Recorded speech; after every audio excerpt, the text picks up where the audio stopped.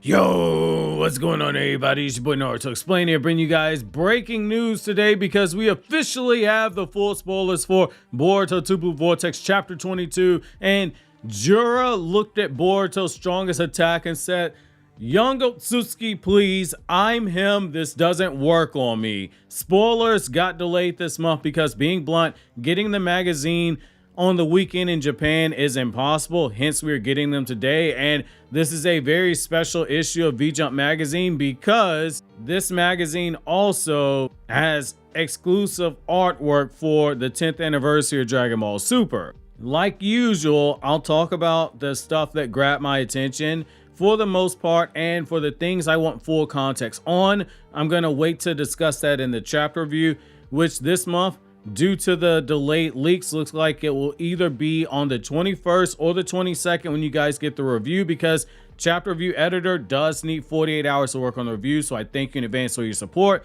Lastly, new videos are up on my Everything One Piece Explained channel, which I'll leave linked in the end credits, as well as new videos on my Anime Explained channel. So if you got a moment to support those channels and want to hear me discuss non-Naruto content, totally appreciate it. So jumping right into the spoilers this month. This is another fast-paced, action-packed chapter. In short, Jura is just him, and Boruto versus Jura, it kicks off with Kashin Koji being proven, "Hey fam, I think I know a thing or two about the future." Remember when he told Shikamaru that nobody better piss Jura off or else it means that everyone is gonna die in the area? Well, Kashin Koji wasn't exaggerating here, because Jura wastes no time once he gets on the battlefield. He reminds everyone that for as overpowered as Boruto has become, it's Jura who is the true apex predator of this situation, because Jura's on demon time and he's going right for the kill with Boruto with no hesitation. And if you're Mitsuki and the unconscious Sarada, this one's gotta hurt just a little bit. Jura basically says without saying that if they were video game characters, they don't have enough experience points to participate in the battle, because he just outright ignores them and says that Boruto is his only priority. Being honest with you, it makes sense for the narrator to take this stance. I've seen some Mitsuki fans getting upset that Jura did this, but ask yourselves a question if you're one of those upset fans. Mitsuki, he has gotten stronger, nobody can debate that. However, his Sage mode, he tried using it with Killing Intent on base Boruto, who was, to his credit, having to use ninjutsu against Mitsuki in a defensive manner, but Boruto was in control of that whole fight and he was not pressed. We didn't see Boruto panic and we didn't see him struggle to catch his breath. None of Mitsuki's attacks land on Boruto. They weren't relative at all. Meanwhile, Mitsuki in Sage mode is going at Killing Intent with Ryu, and while he did show some impressive stuff, being able to briefly put Ryu on a defensive and tag him with attacks, it doesn't hold the same weight, because Mitsuki's attacks, even when going for Ryu's blind spots, they were too slow to damage Ryu in full, because the moment the attacks hit, Ryu was breaking his body up into iron sand to avoid getting hit with full damage. Think of it like video games where if you hit the circle button right after getting hit, you either counter the attack or you negate like 90% of it if you time it right. So if Mitsuki's struggling against the underling and it took Sarada using an overpowered Mangekyo Sharingan Jutsu to take him down, why would you expect that to be any different against Jura, let alone Mitsuki pressuring Jura? You would not and you should not, because it breaks the scaling. Maybe if Mitsuki gets stronger after this arc, you can revisit it, or if there's a power up, but as he is right now, the sideline is where he belongs. Ikimoto made the right choice here. Just sit tight, Mitsuki's moment's coming later, but for now, this is Boruto's time to shine, and God is Boruto going through it right now. This is not an easy fight, because Jura is just a dog in this chapter. He is a bigger dog than Boruto anticipated, despite Koji having warned him. This is one of those situations where being told somebody is a threat and seeing it firsthand, seeing is believing. So Boruto, being as smart as he is, he realized he has no time to get away, because Jura, he's on him and he's throwing various markers around the rock formation strategically, but Jura gets there within seconds. He's shooting off Bijuudamas at him. He's nuking the entire area that Boruto and Konohama are in. This right away shows exactly what Kashin Koji was talking about. he warned Boruto that if Jura comes to the battlefield, Boruto stands no chance and Jura would quickly go on the offensive to kill him. This isn't a battle like your typical shonen villain where the villain shows up and he throws out an attack that's meant to test the power of the main character or the supporting cast. Jura just starts out with a Bijuudama with the intention of just destroying everything. When he sees Boruto's using Flying Thunder God to escape, he is annoyed and he begins to reassess his attack method because he's realized that things have to change. But as he's doing this, Konohamaru does the most Konohamaru thing ever, realizing that this ain't got nothing to do with him because in his eyes, it is Jura, the enemy, versus Boruto, the guy who Konohamaru hates due to omnipotence. Konohamaru's like, nope, it's too early for Konoha to collect my shinobi life insurance policy, and so he just runs out the area.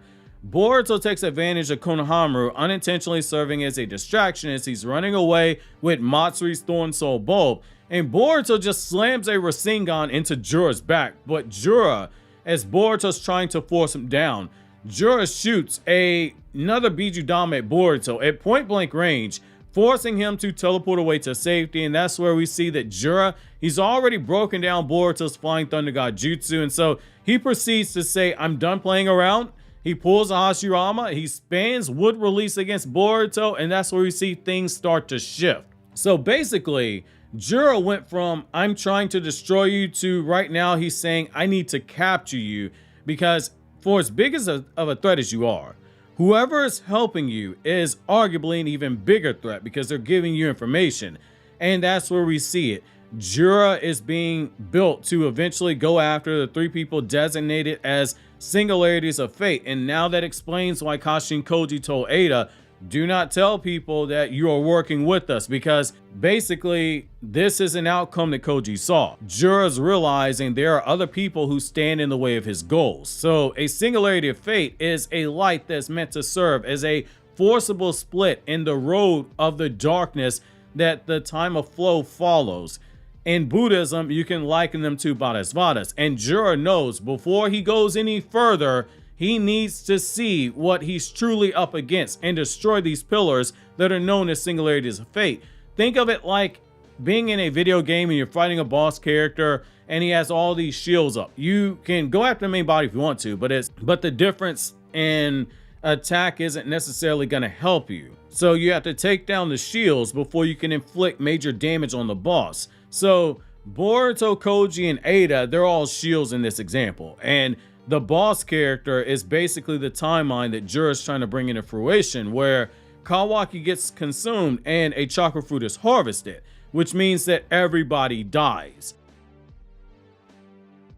That's what makes Jura so deadly. That's why I enjoy him so much, because he's not your typical shonen meathead villain who just sticks to the plan without changing. As he gets new information and he sees new developments, he just starts readjusting. That level of restraint and that fluidity that comes with the restraint and the fluidity to his planning is something that has to be applauded by fans. Previously, when he saw Boruto take down Hidari with one attack, that due to it not being at full power, it didn't fully destroy Hidari, but at full power, it had that potential.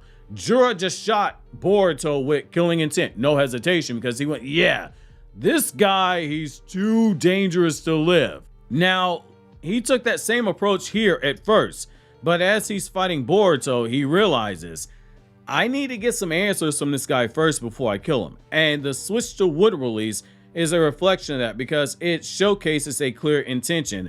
Wood Release can restrain, but when you use it in a certain way, it can also suppress chakra. At least that applies for Shinobi and Otsutsuki. With Otsutsuki from the Boruto movie novel, when it's used on Momoshiki, to Kawaki versus the Jura skirmish, and now with Boruto, we can see that that doesn't apply to Otsutsuki. There's enough data to say that, but Jura trying to forcibly restrain Boruto is smart here. However, Boruto is already one step ahead. The guy strategically placed his sword so that he could teleport to it and slam a Rasengan Uzuhiko into Jura with the intention to kill him. Yet, this is where you go from you're cheering for Boruto to you just realize this Jura guy, he might just be built different. He might be, as the anime said about Jigen, he's bad news. The very jutsu that Boruto developed to take down Otsutsuki and Shinju like Jura, it is pointless. Jura is a walking hard counter to it because Jura gets hit with the attack and immediately adjusts to it and has the sense of mind to go, oh, this uses rotation, huh? Well, I'll use a Bijuudama to counter the attack. And Boruto's freaking out because his ace in the whole jutsu, it doesn't work. Now, this makes a ton of sense when you think about it, and I've seen a lot of people confused. So to understand why, we have to remember what the official Naruto website said about the Rasengan Uzuhiko in the jutsu file for the attack. Particularly that it uses the rotation of the planet, the orbital movement that is likely the sun given how the earth rotates in general, and the corresponding centrifugal movement, because using a Bijuudama to counter it makes sense when you look at the science behind it. So Bijuudama is a compression of black and white chakra, basically yin and yang chakra, and it spins in a self-contained mass, internally rotating the compressed combination of chakra into a spiral. Jura is basically applying the method of force versus force rotation clash. Both attacks are built on rotation, but it's in different frames of reference, basically opposing frames. Uzuhiko is an external / cosmic rotation according to what we have from the official Naruto website. This is why data books matter. So Bijuudama, it is an internal rotation of chakra. It is a centrifugal cosmic spin clashing with the centripetal chakra compression, which makes for the compressed Bijuudama serving as a hard shield against the Uzuhiko's more abstract delayed force mechanism. That's the Sasuke and Kakashi level explanation. For the Naruto Uzumaki TLDR too long didn't read, the answer for that is basically Jura is using the Bijuudama in order to disrupt the rotational sync that Boruto needs for the Uzuhiko to function. Only someone as strong as Jura can take advantage of that, which goes back to what Itachi told Naruto when Naruto's freaking out about the Chibaku Tensei that Nagato is using. If you stay calm and you observe, you'll notice that every jutsu has a hidden weakness to it, just as Tsunade was teaching Sakura during the 2.5-year time skip. This is classic Naruto writing being put on display, but we'll have the same usual suspects, idiots that say that this story doesn't carry over concepts from Naruto because it leads to quick upvotes on Reddit and likes on Twitter and quick views on TikTok. And don't get me started how we got some Naruto channels out here saying that different things are plot holes and bullshit when the very stuff they're complaining about is literally something that spawns from Naruto and something that there's a manga panel from Naruto to explain. Then some of you guys wonder why I went back to doing so many explain videos at the top of the month every month. Because some of y'all have been misled by some people telling you guys something, then the manga literally contradicts the very thing that they're complaining about in the video, calling plot holes and saying it don't make sense. Jura's counter is exactly why I'm enjoying the character, because his thirst for knowledge is paying off dividends like this, because he basically broke down how the flying Raijin works and the Uzuhiko jutsu after having seen it once via Hidari, since we know that Jura can see through the eyes of the Shinju, and then after seeing it up close being used, he found a way to counter it. This is also another callback to part 1 of Naruto, where in the manga, Zabuza is used to teach us this, because you don't use your ace in the hole jutsu too much in front of somebody, because the odds of them figuring it out and figuring out a hard counter, they shoot up the moment that they survive it or they're able to watch it from a distance. This is why shinobi have to use deception, and when you see it used, you can counter it. Quick reminder, only the text leaks are out as of this recording. A few accounts I follow did say that they are going to upload the raw scans, and when they do, I'll begin the chapter review for the chapter that drops tomorrow. This month, again, it's harder than normal because this month's V-Jump magazine has a lot of bonus pages for Dragon Ball Super to celebrate 10 years of publication, with Totaro doing a ton of special work. and V-Jump magazine being drastically more expensive than Weekly Shonen Jump in Japan and only having 150,000 copies printed per month versus Weekly Shonen Jump gets 1 million copies printed per week, it's harder to get hands on this month's chapter and the magazine early due to how popular this particular issue is this month. So thank you in advance for waiting for the review, which will be out on the 21st or 22nd, depending on what happens. Either the raw scans drop today or the official chapter drops tomorrow, whichever happens first. In the meantime, click here to either watch this Naruto Explained video or one of the videos from my other 2 anime channels where I discuss non-Naruto content based strictly on lore, no theories or chapter discussions.